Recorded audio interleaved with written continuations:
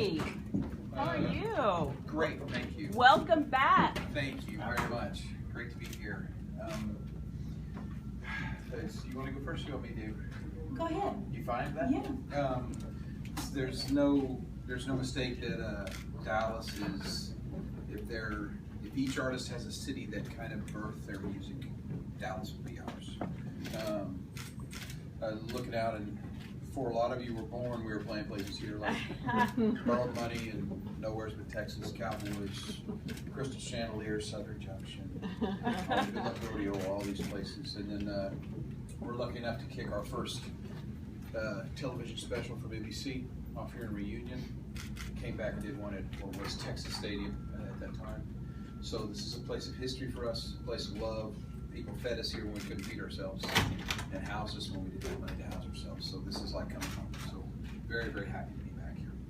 Sorry to say that. I was just gonna, when you were saying that, I was thinking about, I was talking to a sweet lady back here who's working security, and she said, is Garth gonna fly again tonight? Because we were really nervous, you know. And I said, not intentionally, but you know, what might happen. So it's nothing to worry about.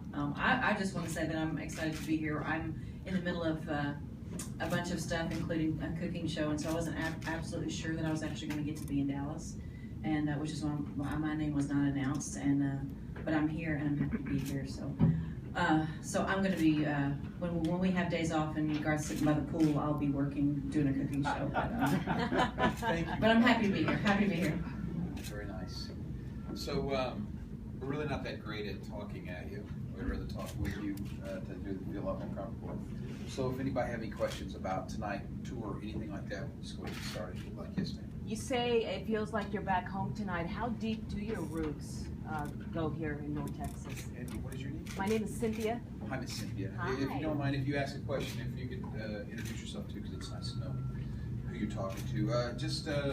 It's one of those places that you just never, ever got out of. I mean, once you were here in '89, back then, a person could make their living right here in the Dallas-Fort Worth area easily.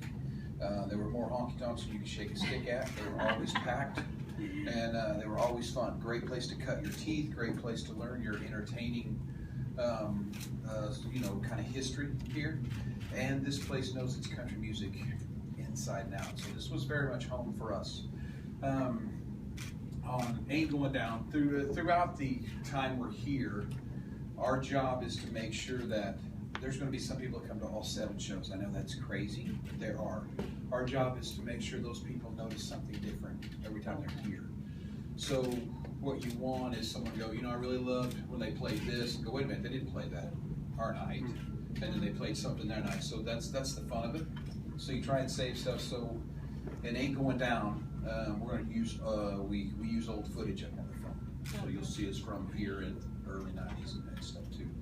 So sometimes people will see that, sometimes they won't, just to keep it staggered and make each night its own. But then once we get out of music business and we go home to raise our kids, now we're here every Thanksgiving because of soccer tournaments. For some reason they put soccer tournaments on Thanksgiving.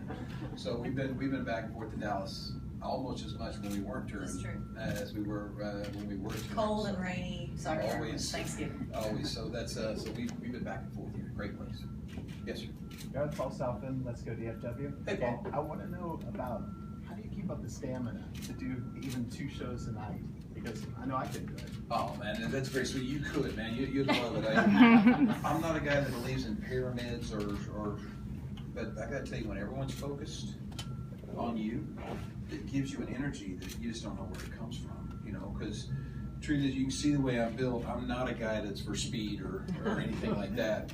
So to get through this stuff, it may look like I'm laboring, and I probably am, but I don't know. The energy just comes with the people. That's what's fun about it. The 2 show nights, and we talked about this when we started with the Win deal. He introduced us to the 2 show nights, and you just think there's no way you're going to find any energy for that second show. And I swear to you, man, when those people come in, it's all brand new again every time. But don't let him fool you. He's like a puppy. He wakes up in the morning and he's ready to do something. Even on a day off, I'm like, I'm going to have a cup of coffee. I'm going to sit on the couch. I'm going to get easy to the day. 5 minutes of that, and he's like, I'm gonna go get on a bulldozer or something. When he just, you have an energy that, I mean, you're just not like other boys. So you're selling yourself a little short because you have a lot of energy. But I gotta tell you, when I hit, I leave skid marks. True, I mean, that's true. That's true. When I'm out, That's true. it's fun. Yes, ma'am. Hi, Jenny from Foxmore here in Dallas. I have a question for Trisha about how it's been balancing sort of the show and being on the road and supporting your husband, but then also I saw you're doing some book signings and stuff too, and even frying pan signings. Yeah, I've never signed a frying pan. This would be a new thing.